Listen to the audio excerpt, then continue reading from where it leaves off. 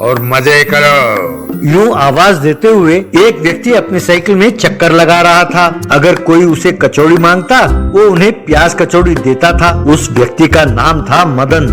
वो गरीब था और थोड़ा लालची था।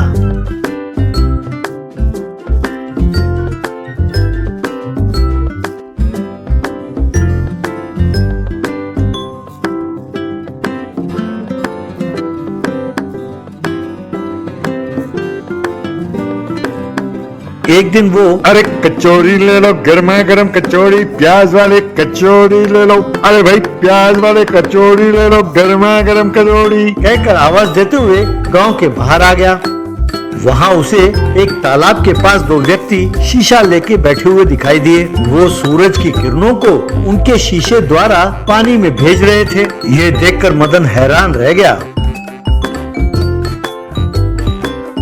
मदन अपने आप से, वो जो लड़का बैठा है वो तो अपने गांव का गोपी है, लेकिन वो जो सूट बूट पहनकर बैठा है वो दूसरा, वो कौन है? हो ना हो वो जरूर कोई शहरी है। यूं सोचकर उसने अपना साइकिल रोका और उनके पास गया। अरे भाई तुम लोग कर क्या रहे हो? क्यों गोपी तुम क्या कर रहे हो? ये तो भाई अजीब है, ये क्या है? तब गोपी, अरे भैया तुम ना कुछ पूछो ना मैं तुम्हें कुछ बताऊंगा, बस समझ जाओ। तब वो शहरी, अरे भाई जिसे कुछ पता ना हो उसे सब अजीब ही लगता है। ये दुनिया ही अजीब दिखती है, क्या तुम्हें दिखाई नहीं देता? हम मछली पकड़ रहे हैं। तब मदन हैरान होकर, क्या तुम मछली पकड़ रहे हो? अरे मैंने लोगों को जाल फेंक कर मछली पकड़ते हुए देखा है, लेकिन ये तो बड़ा अजीब है, तुम पकड़ कैसे रहे हो? तब वो शहरी, भैया ये एक स्पेशल तरीका है, पानी में उतरकर कीचड़ से लथपथ होने की जरूरत नहीं है, ना जाल फेंकने की जरूरत, ना कांटा डालने की। तब मदन, सच? भैया मुझे भी सिखाओ ना, बड़ी मेहरबानी होगी। तब वो शहरी, अरे हम कैसे सिखाएं? ये तो हमारे दादा परदादा ने हमें सिखाया था, अब यूं ही मुफ्त में किसी के भी कहने पर हम उनसे सिखा देंगे? हैं? मैं तुम्हें इतना भोला दिखाई देता हूँ? मैंने इसे तो यूं ही सिखा दिया था कि चलो कोई बात नहीं। अब देखो ये तो मेरे साथ मुकाबला कर रहा है मछली पकड़ने में, अब इसकी वजह से मेरा बहुत नुकसान हो रहा है। तुम 1000 रुपए दोगे तो मैं तुम्हें सिखाऊंगा। तब मदन, 1000 रुपए? ठीक है ये लो, कहकर अपनी जेब से 1000 रुपए निकाल कर दिया। शहरी ने उससे पैसे लिए और कहने लगा, भैया ये तो बहुत आसान है, ये सब करतूत इस शीशे का है। तुम भी हमारी तरह बिना हिले डुले सूरज की किरणों को पानी में एक जगह केंद्रित करके पहुंचाओ, बस फिर क्या, मछलियों को लू लगेगी और अपना मुंह खोलकर पानी के ऊपर तैरते हुए आएंगे, बस फिर तुम उन्हें उठा लेना। तब मदन, अरे वाह कमाल का आइडिया है भैया।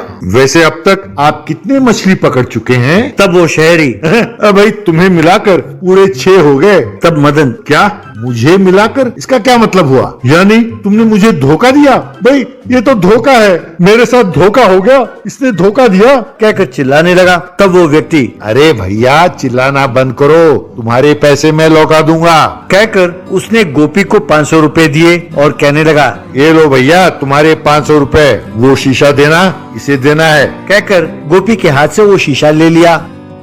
तब गोपी वहाँ से चला गया। तब उसने मदन को वो शीशा दिया और कहने लगा, अब लो इसे पकड़ो और जब तक कोई और बकरा ना फंसे तुम यूं ही खड़े रहो, उसके आते ही तुम अपने पैसे ले लो और यहाँ से चलते बनो, लेकिन तुम उनसे कुछ नहीं कहोगे, समझे?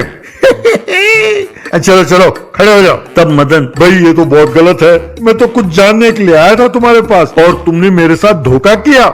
भाई तुम्हारा बेड़ा गर्क हो जाएगा, तुम्हारा सत्यानाश होगा, कहकर वो शीशा पकड़कर खड़ा रहा। थोड़ी देर बाद मदन ने गोपी को दूर से आते हुए देखा। उसके साथ 4 व्यक्ति और थे और सबके हाथ में डंडे थे। शहरी उनको देखकर, अरे वाह सब बकरे एक साथ आ रहे हैं, वैसे सबके हाथ में डंडे क्यों हैं भैया?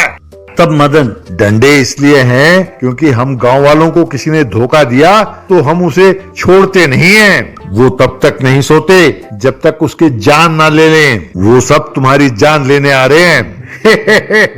तब वो आदमी, बाप रे, अरे लो भैया तुम्हारे सारे पैसे, अब मैं दोबारा इस गांव की तरफ नहीं आऊंगा, कहकर वहां से भाग गया। तब मदन ने उन लोगों को उनके उनके हिस्से के पैसे बांटे और फिर अपने पैसे लेकर साइकिल में वहां से चला गया। ये कहते हुए हाँ भाई, कचौड़ी ले लो, गर्मा गर्म प्याज की कचौड़ी। कहकर वहां से जाने लगा।